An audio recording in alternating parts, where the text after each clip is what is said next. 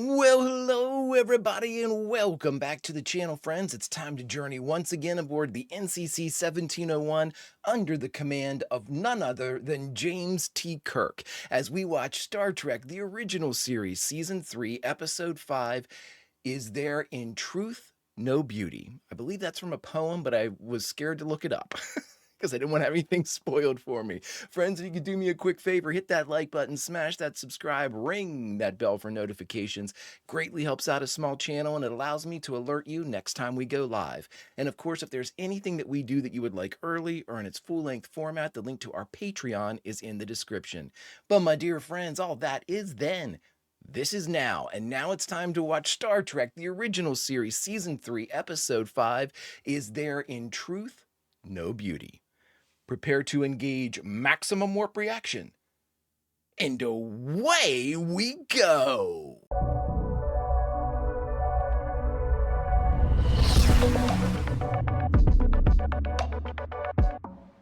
Love that shot. Stardate 5630.7.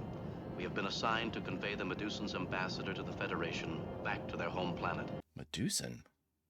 They have evolved into a race of beings who are formless, so utterly hideous that the sight of Medusan brings total madness. Just like Zero and Prodigy, right? If you'll go with Mr. Scott, I'm sure the two of you will have a great deal in common. Aye, indeed. It's a rare privilege meeting one of the designers of the Enterprise.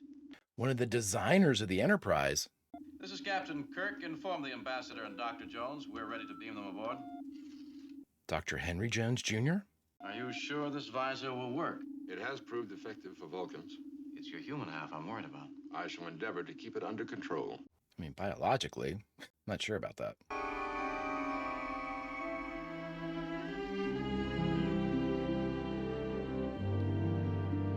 Should she not be taking that off? The ambassador is most honored to meet you, Mr. Spock.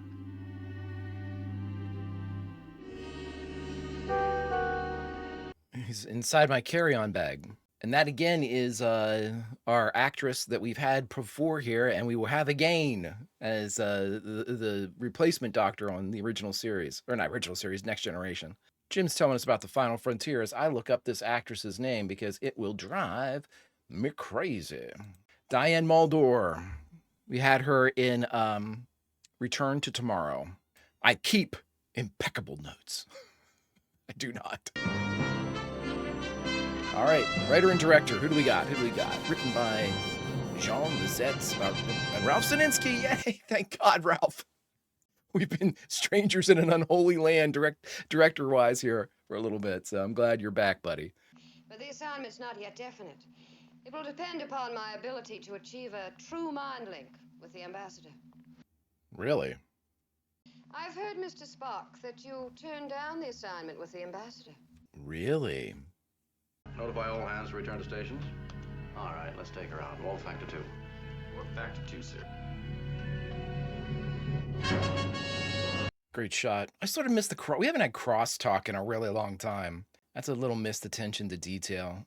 Because normally if he had given that command, you would have heard Uhura kind of in the background giving it like shipwide.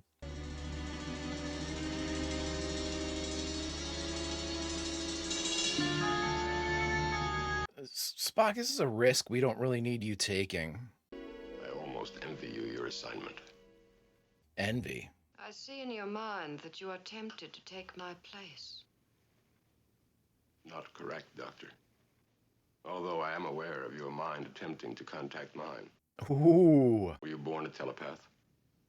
Yes. That is why I had to study on Vulcan. Ambassador Carlos often finds the process of transport somewhat unsettling. I understand. Our ship's surgeon often makes the same complaint. We have a bit of a complainer here on the Enterprise too. He goes by Plum. I must know. How is she avoiding going, like, stark raving mad? Didn't someone try and talk you out of it? Now that you ask, yes. Jim wearing his dress. Tell me, Dr. Jones, why isn't it dangerous for you to be with Carlos? Spock, I can understand. Nothing makes an impression on him. Why, thank you, Captain. You're very welcome, Mr. Spock. Everybody wearing their finest. I spent 4 years on Vulcan studying their mental discipline. You poor girl. Vulcan is not my idea of fun. Joy can be many things, Doctor. On Vulcan, I learned to do things impossible to learn anywhere else. Uh, How not to read them, Captain? I don't understand.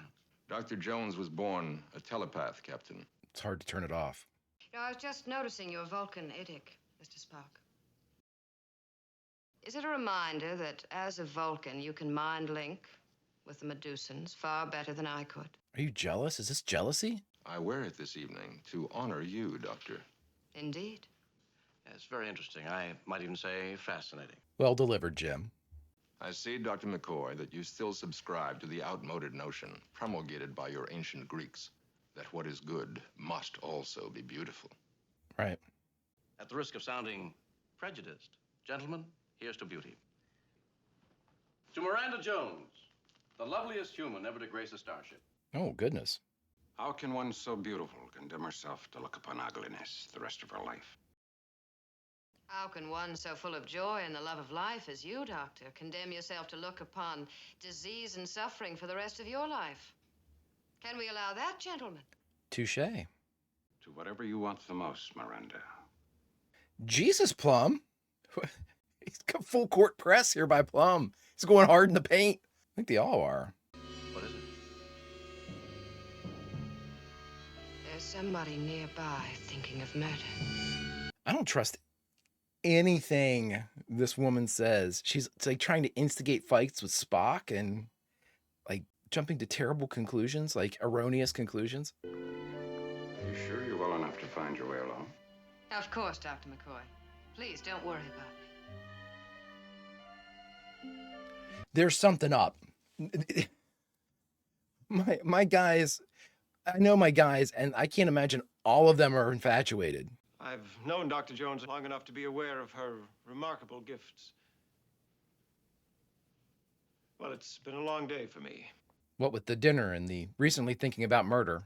A bottle of scotch says that you can't handle the controls you designed. Some other time. They needed a pickup camera around, or a pickup mic around that. Good evening. Sleep well. Bones? Jim is having his way with that Romulan ale, or whatever it is. She seems very vulnerable. We're all vulnerable in one way or another. I thought she seemed not vulnerable at all. And we're not assuming that. I didn't assume that the Medusans are like hideous and it causes. I assumed it was like the lights or something like that caused it. Just like the, not like gazing on the face of Cthulhu or something. I thought the dinner was never going to end. I rather enjoyed it. Yes, I know you did. I didn't. Okay, this is the murder guy. Please, Miranda, don't go with Colors. Now, we've been over this time and time again.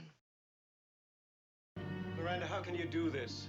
Larry, please try to understand. I understand. They're all infatuated with her, though.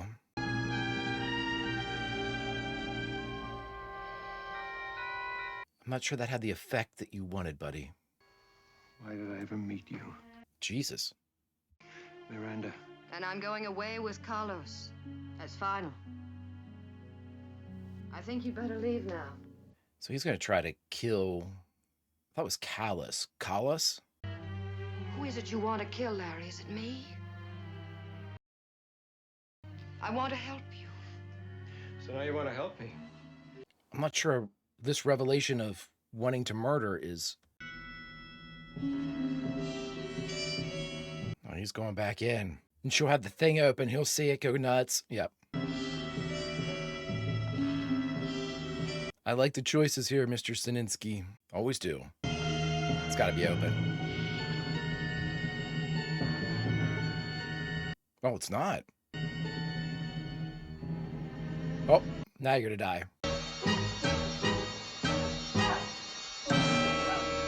I like that they cut that as well as capture the movement because it made it way more chaotic. I'm not sure we needed that extra little blast of it. Look at this. Look at that. It's doing some lens work in this one too. I like it.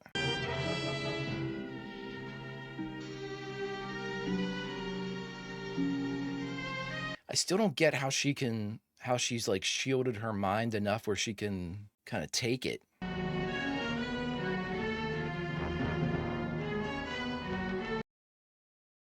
Has the ambassador been hurt? No harm has come to the ambassador, Captain. Okay. An attempt was made to murder Ambassador Collis. The murderer is dangerously insane. He is Lawrence Marvick. Come on, Scotty. Come on, every engineer. Interesting camera. Dear Jesus. But we're traveling at warp factor 8.5 and accelerating. Get engineering over. Interesting shot. We hardly ever see that bottom quadrant over there. The one that's down the wall from the left of science. We hardly ever see that section of the bridge. Warp factor 9 and accelerating. Can't you disengage power from there, Mr. Spark? Trying, Captain. Mr. Chekhov, your assistance, please. I love it. Chekhov's the backup science. Stun him. Listen, we're not fighting here. Stun this guy. Oh, wow. Where the hell are we? That was the edge of the universe barrier, wasn't it? Like the where no man has gone before barrier? No! No, they come in your dreams. That's the worst. They suffocate in your dreams. No! Okay. Larry. Miranda. Miranda, you're here. Yeah. Yes, Larry. I'm here. Yeah, let's lead Larry on a little bit more. That should go swimmingly. Deceiver, you're not alone. You brought it with you. It's here. It's here. You brought it with you. Liar! Liar! Liar! This guy's doing a great job. I love you, Miranda.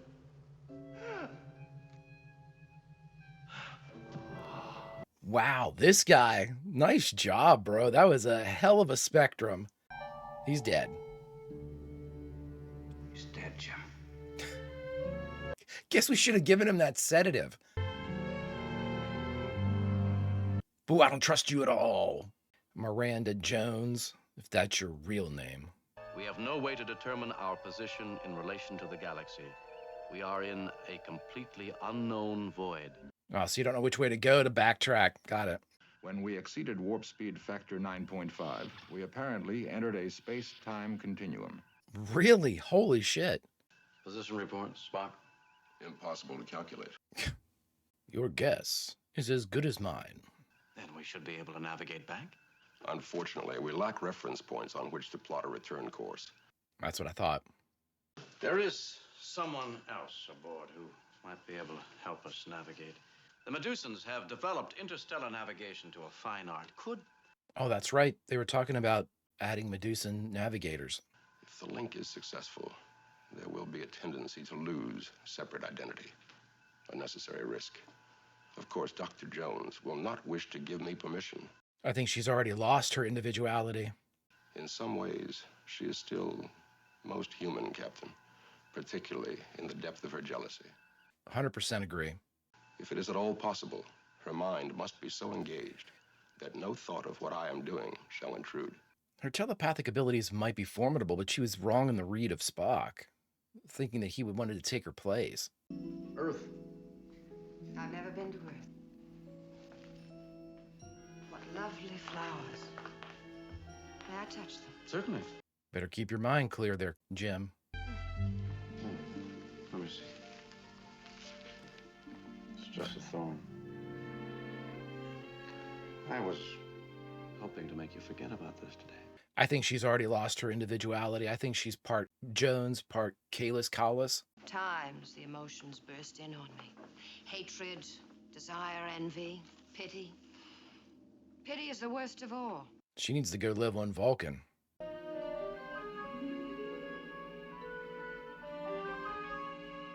These tracking shots are great. Even though he's not tracking, these are all handhelds. We'd see it there. You're going to yearn for someone who looks like yourself, someone who isn't ugly. Ugly. What is ugly? Who Who is to say whether Kalos is too ugly to bear or too beautiful to bear? Yeah, it could easily be that. The visual sensory input drives humans crazy. It doesn't necessarily have to be ugly or beautiful or whatever. It just does it. Or your romantic setting. She seems really into it. You have no idea of what a dangerous thing Spock is planning. We must stop him. Let me go. Right, okay. I'm aware of the fact that your telepathic competence might be superior to mine, but there is a more important factor. The object is to pilot this ship. Then teach me to operate the ship. That doesn't make sense. I realize that you can do almost anything a sighted person can do, but you can't pilot a starship. She's blind. Evidently a highly sophisticated sensor web. My compliments to you, and to your dressmaker. Interesting. Why you apparently tried to conceal your blindness, Dr. Jones. I think I understand. Pity is the worst of all. Pity. Which I hate. I can even tell you how fast your heart is beating. No, that won't be necessary. Nice. If we can't persuade you, there is someone who can. You'll have to take this up with Kalos. I mean, this is a sentient being that should have a decision in all of this. I mean, I sort of understand her position, like her animosity. It's like she's, I don't know if it's like a purpose-fueled thing, like she's found purpose and... Should we get in there? Seems I have no choice but to obey you. Okay.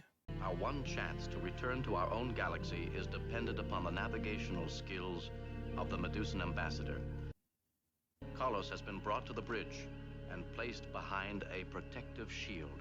Maybe clear the bridge of all non-essential personnel. I mean, I know everybody on the bridge is essential, but...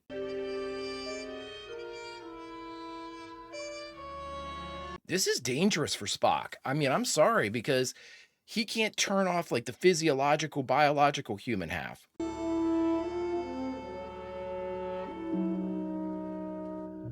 All good there, Spock? James Kirk, captain and friend for many years. And Leonard McCoy, also of long acquaintance. But not a friend. Interesting. That's not Spock. Are you surprised to find that I've read Byron, Doctor? That's Spock. Am I addressing the ambassador? Both. Miranda. There you go. Leonard Nimoy crushing this, adding in the Spockisms with the smiles and stuff. I speak for all of us you call Medusans. I am sorry for the trouble I've brought to your ship. We don't hold you to blame for what happened, and thank you now for your help. This is a very interesting episode. Her character's confusing to me, but I really like the rest of it. Warp 1 in 6 seconds.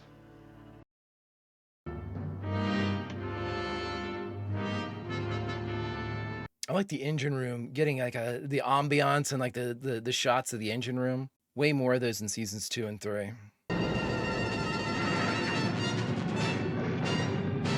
It looked like we were back out for a second.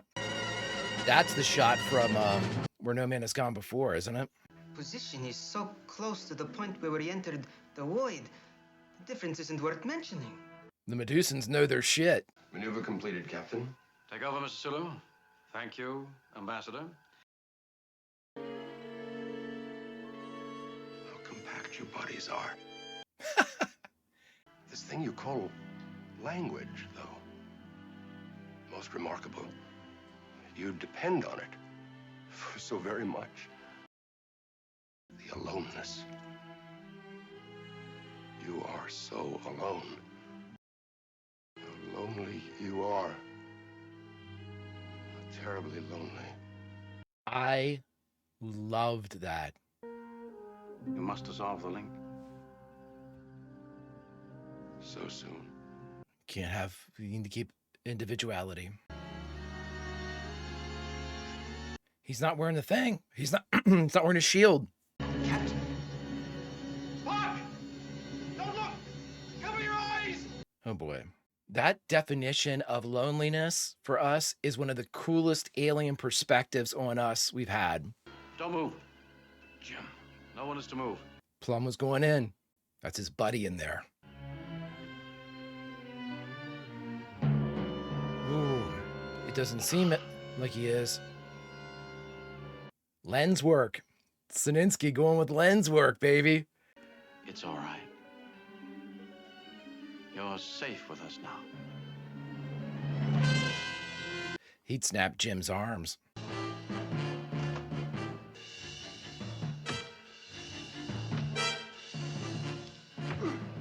Stun him. She's gonna have to walk him back. Unless Miranda can look down into his mind and turn it outward to us, we will lose Spock.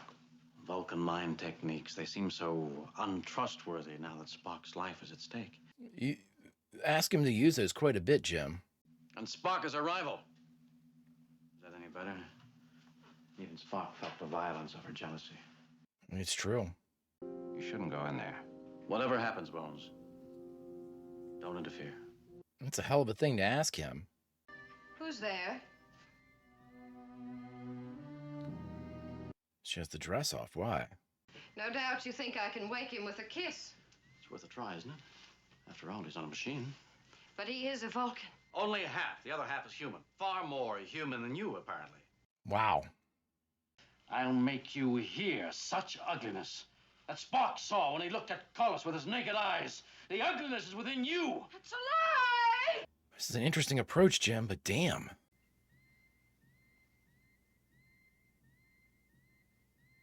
Now, will you help my friend? I don't understand what the approach was there because you need her help. What'd you say to her? Maybe too much. Maybe. You may be right, Bones. Maybe I shouldn't have gone in. If he dies, how do I know that I didn't kill him? How do I know that she can stand to hear the truth? I mean, tough love. I mean, it's a hell of a risk to take with Spock lying there.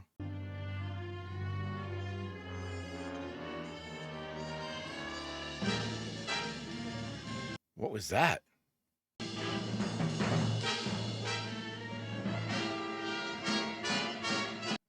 Man, this is a trippy ass episode. And I'm digging it. Very different art direction for Ralph Sininsky. Is she trying to kill him or help him? And hers isn't like, she's not like mind melding. She's like still floating above the side of his head. It's not like true, I guess, Vulcan pressure points or whatever that they use. You look like you paid a visit to the devil himself. Miranda.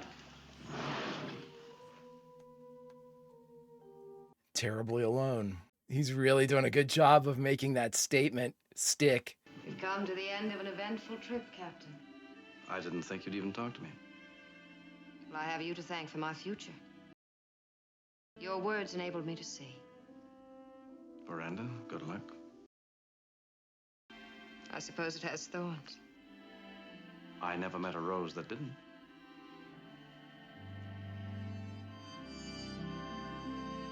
Funny if they said nothing to each other, Spock and Miranda. I know now the great joy you felt when you joined minds with colors. I rejoice in your knowledge and in your achievement. Peace and long life, Spock. Live long and prosper, Miranda. Nice.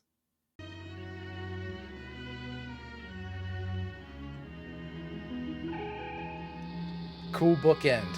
That was a cool bookend. Even though technically he didn't have to put that back on. Jim's in there without one. All right, everybody, we just got done watching Star Trek, the original series, Season 3, Episode 5, Is There in Truth No Beauty? And the only thing left to do is talk about it. All right, everybody, we just got done watching the 5th episode of the 3rd season of Star Trek, the original series, Is There No Beauty in Truth? I thought this was a really interesting one, very subtle, kind of, stripped down, as we just had one basic problem with the entire thing, a pretty big one, but I mean, still, it was a really kind of an interesting, a good change of pace, I think. Having the ability to, again, Spock kind of flexing a little bit of the Vulcan stuff, Miranda Jones being able to kind of explore an element that Nimoy wouldn't normally be able to do with Spock, and that's having somebody around that's also familiar with the Vulcan kind of mind links, mind melds, the culture, things like that. And I thought it was a really cool choice by the writer to make them adversarial. That's really interesting, and it's in my mind pretty realistic because when you've got Miranda, who's somebody that we had stated very early on had been a telepath from birth, she probably is very, I don't, jealousy is a word, but maybe just irritated or, upset that the Vulcans can do something so effortlessly that she can't. And again, it is all product of emotion. She kept saying that her biggest problem was letting in the emotions of others that she would hear, and that rage kind of infection or like strong emotion infection.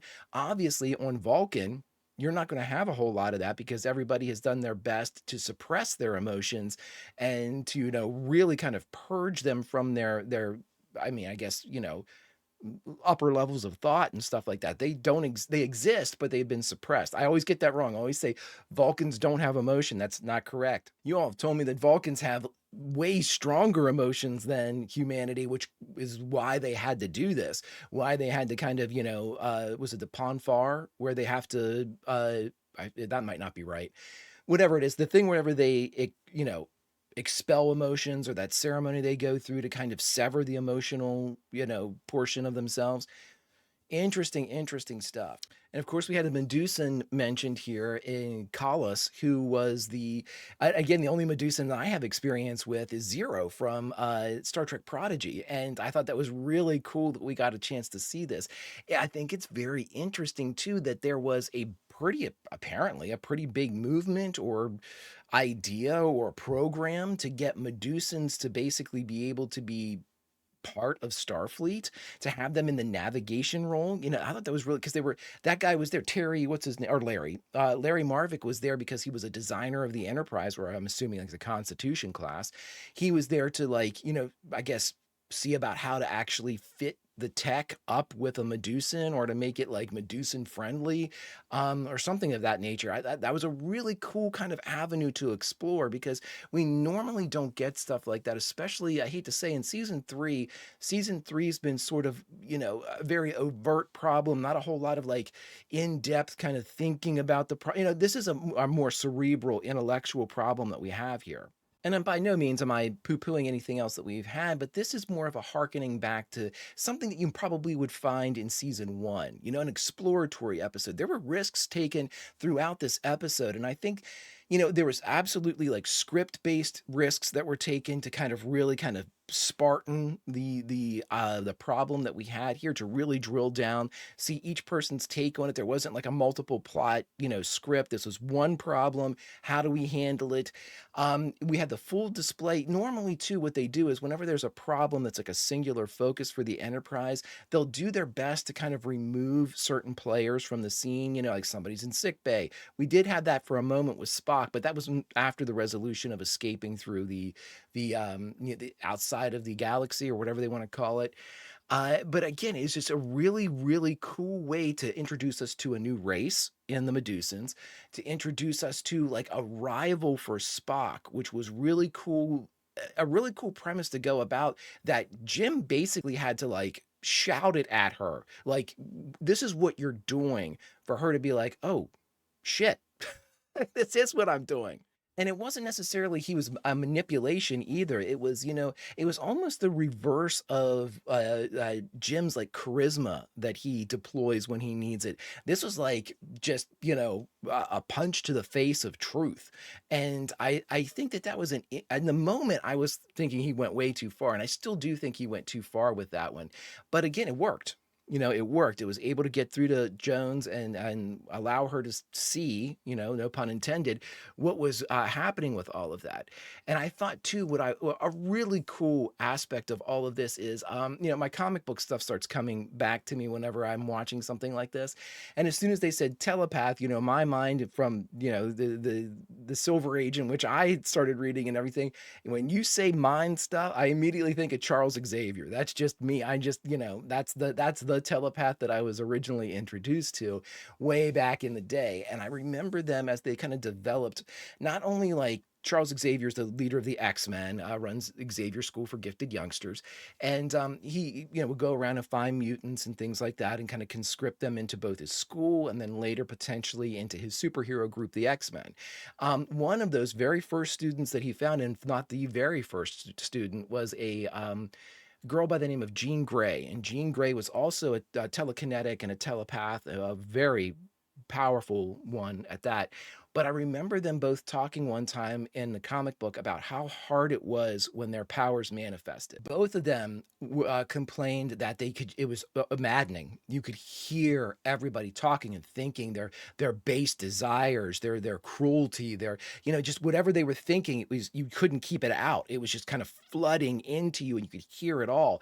And I remember Xavier saying, how it was very close for him, to lose his mind in all of that and to hear all of that cacophony of just humanity.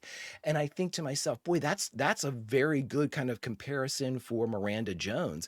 She was sitting there hearing all these things and not able to kind of like, again, I'm wondering too, how much of her kind of attitude or personality wasn't necessarily her own, but it was like, as she's kind of like getting earfuls or not earfuls or like brainfuls of like other people's emotions, how much that kind of subverted her own personality, because we saw instances of that where it was like she would feel one way and then somebody would go a little bit off and whatnot. And I'm wondering too, and I think this might just be, she was attractive to the men, but it seemed like everybody was like overly attracted to her. Like everybody had fallen in love with her as soon as she got on the ship. I think if that wasn't something from her powers manifesting, I think that was an overboard kind of, reaction by the crew. But at the same time, if it was a reflection of her power, something they never really kind of got to or kind of didn't gloss over, but didn't go into too much detail about, I think it was a cool flex. I think it was a cool play. And I think, again, what it really does is it places an emphasis on exactly what Miranda Jones was going through. If this was part of her, like, telepathy, this almost like a pheromone that would go out and people would be like, oh, and that conversation that Kahless had as when he was with Spock about how terribly alone the human mind is, the human condition is. And to hear that, discussion from like an ethereal being that, telepathy is the manner of the day, can be misunderstood as he was talking about it. I think that is one of the most apt kind of like descriptions of an alien thinking of humanity that I've ever heard, where that, that terrible loneliness. And it's like, you don't think of it like that. Like I think of like the Borg and the collective and stuff like that. Like, oh, we don't want to be part of that. But at the same time, that was a really cool other side of the coin. Like, my God, you're so alone. This is awful. Just removed from everything. And it kind of like spiraled a little bit as it was almost like a revelatory thing for both the Spock Kahless kind of hybrid, oh, you're so alone.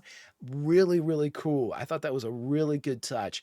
And again, I think the script was strong. I think that, the character of Miranda Jones was almost okay for me. There was just a couple moments that were just a little bit off, but other than that, I think that the entire premise of the episode was strong, and I think the episode itself was a very good offering. Definitely top half for me of what I've seen of Star Trek. What do you all think?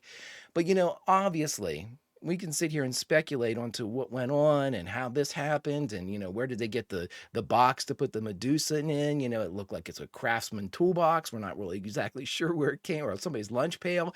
We're not exactly sure, but there is one out there that has agreed to help us through the muck and the mire and through the mud and the blood of this military campaign that we call ourselves or find ourselves upon as we strive to march through the entirety of Star Trek, the original series. And that valiant leader is none other than General. Greetings and salutations, my friends. 'Tis I, leader of men, lover of women, and best friend to Jim Kirk, General Trelane, retired. Friends, this is where, having watched and reacted to an original series episode, I like to dig a little bit deeper and find out what went on behind the camera. But of course, to keep myself from wandering off into the weeds and talking for 3 hours, I've given myself 5 categories to explore. The first, writer and director. Who were they? The second, guest stars. Did we have any? The third, of the core cast, or the Big 8, who was present. The fourth and spiciest of the categories, the production notes, what went on behind the cameras. And last but certainly not least, a memorable quote from this episode. Let's get started. All right, my dear friends, and for our first category, writer and director, who were they? Well, I'm going to butcher the writer's name because I haven't seen it before and I can't pronounce it. So it's Jean-Lisette Rost, I believe, Roste, something to that effect. I'm very sorry. That's the best that I can do. But this is their first time writing for Star Trek, the original series, as far as I can tell. And I thought they did a decent job. This is a pretty interesting episode, a little light on dialogue, but we'll get into that. And a director for this episode was none other than Star Trek, the original series vet, Ralph Sininsky. Welcome back, Mr. Sininsky. It is always good to see you. Let's move on. All right, everybody, and for our second category, guest stars, who did we have? Well, we had 2 in this episode, 2 prominent ones, I should say, as Diana Muldaur played Dr. Miranda Jones, and David Frankham played Larry Marvick. I thought Larry did I should say, I think David did a heck of a job as Larry, especially during that whole, after he viewed the Medusan thing. Really, really good spectrum, really, really good range he was showing there during those final moments, and especially that final scene. Good stuff, friends. Let's move on. All right, everyone, and for our third category of the core cast, or the Big 8, who was present in this episode? Well, to recap, the Big 8 consists of Kirk, Spock, McCoy, Sulu, Scotty, Uhura, and Chekhov and Nurse Chapel. We had everybody present with the exception of Nurse Chapel. Let's move on. And now, friends, for our fourth category, production notes, arguably the spiciest of all the categories, finding out what went on behind the camera. Let's get started. Now, for our first production note, my friends, and we actually made mention of this during the actual reaction, we got to see a shot of the bridge that we seldom see, and that's if you're looking straight on at Spock's science station, the continuation of the bridge to the left. You know, normally that's where they place the cameras and kind of shoot up towards Kirk and then the elevator in the background, but in this instance, we actually got to see that segment of the bridge, which is a rarity in the original series. Let's move on. Okay, and for our second category, I'm going to paraphrase this one because this is crazy. The medallion, or the idic, I think it was what they said, was the Vulcan symbol that Miranda made mention of to Spock, you know, as kind of taunting her or something like that. This was actually something that Gene Roddenberry forced into this script. And the reason why is he wanted to be able to sell replicas of this medallion, the Vulcan idic, through his company, almost as a way to you know, cross populate or, you know, promote something that he himself would benefit from financially, and everybody was pissed about it. I think by this point and again, this was one of the earlier ones that was produced, but season 3 seems to be just a spiral of, you know, morale starts to go down, people start getting really irritated with one another, and it's little things like these, not to dismiss this, but, you know, it's multiple things like this begin to weigh on the entire crew and cast, and I think that, you know, whether or not a breaking point was ever reached, I'm not sure, but it's just a constant source of irritation, it seems, that there was just never the same type of tranquility or direction of purpose here in season 3, I think is what a lot of people have kind of alluded to. Let's move on. Now, here I thought was a very interesting one because, you know, we just recently saw Diana Muldaur come through in, what was her Return to Tomorrow, I believe, was the one that she starred in before all of this. And in addition to that, you know, this is a pretty quick turnaround for all of a sudden to have somebody come back and play another prominent guest star in Star Trek, the original series. It turns out she was not the original casting choice and actually wasn't the person that they had originally cast for the role of Dr. Miranda Jones. Jessica Walter of Play Misty for Me and Arrested Development fame was actually cast as Dr. Miranda Jones, and I think because of rescheduling on ToS's end, on the original series' end, it caused her to not have to fulfill a different commitment that she had already signed for, and it was really like an 11th hour type of thing. Ralph Sininsky, who had worked with Diana before on multiple projects, brought her in and suggested that she be brought in. The funny thing about it is there was some kind of pushback from all of that, and Robert Justman, the producer, was like, I don't know, we've just seen, had her in here earlier, and they put her in a black wig to kind of try to throw people off the scent a little bit, I guess. But after having seen this episode shot, after having seen, Sininsky working with her again, his answer was, in the hopes of getting her back, I wonder how she looks in a red wig. Let's move on. And for our fourth category, and I thought this one was pretty cool, because everybody got all dressed up for Dr. Miranda Jones, we had Scotty, and this is one of only 2 instances that we see Scotty in full dress with the kilt, with the tartan, with everything, showing off his family colors, and I thought that was really cool, and the idea that he was able to incorporate that as part of the dress uniform, even in the Federation in the, in the future, I thought was a really cool callback to not only his heritage, but also, just that the more things change, the more they remain the same, I guess, which I thought was pretty neat. Let's move on. All right, my friends, and for our 5th and final category for production notes, this was a very interesting one for me, and it deals specifically with the scene between Kirk and Miranda Jones inside the Arboretum, is what they basically are calling it, but people were wondering why Gene Roddenberry kind of stressed that a couple lines in this scene be added in specifically, because apparently it wasn't initially supposed to take place in this Arboretum area that they had put together. But it turns out that the line, which is kind of confusing whenever they walk in, and Kirk says, "This is my favorite place, Earth."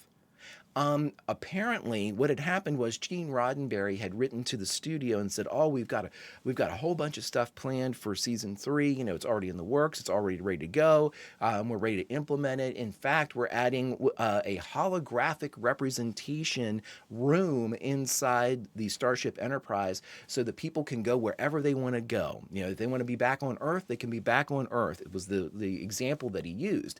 And so people think this was a half-assed kind of half-hearted attempt for him to fulfill on that promise of making this room a holodeck of some kind, because he had promised that to the studio. We wouldn't see that until the Next Generation, which I am aware of holodecks and stuff like that.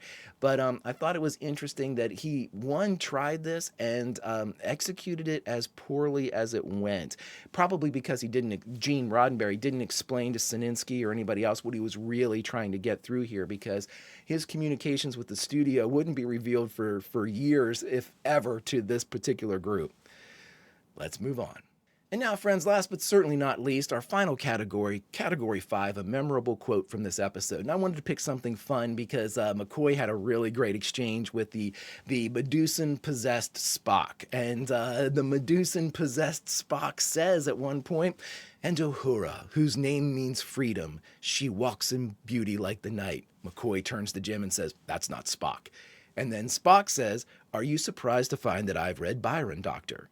And McCoy spins to Kirk and says, "That's Spock." I thought that was a great exchange.